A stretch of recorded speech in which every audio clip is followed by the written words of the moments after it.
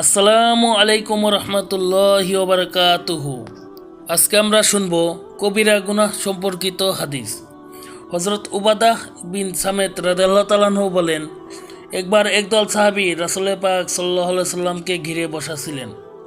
এমন সময় তিনি তাদেরকে বললেন, তোমরা আমার এ কথার উপর অঙ্গীকার বা বাইআত গ্রহণ করো যে তোমরা আল্লাহর সাথে কোনো কিছুকে শরীক করবে না, চুরি করবে না, ব্যভিচার বা জিনা করবে না, তোমাদের সন্তান সন্ততিকে হত্যা করবে না, কারো প্রতি মিথ্যা অপবাদ দেবে না এবং কোনো ভালো কাজে নাফরমানি করবে না।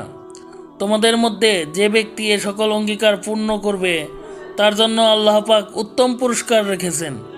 অপরপক্ষে যে ব্যক্তি এ সকল অপরাধের কোনো একটি করবে অথবা ভুলবশত অপরাধ হয়ে গেলে তার জন্য দুনিয়াতে যদি তাকে কোনো প্রকার শাস্তি প্রদান করা হয় তাহলে উক্ত শাস্তি তার জন্য কাফফারা হিসাবে গণ্য হবে, আখেরাতে তার কোনো শাস্তি হবে না।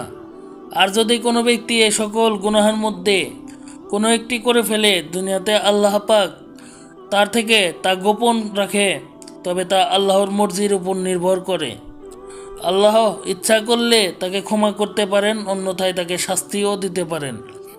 হজরত উবাদাহ রাদিয়াল্লাহু তাআলা আনহু বলেন, আমরা এ সকল কথার উপর তার হাতে বাইআত গ্রহণ করলাম।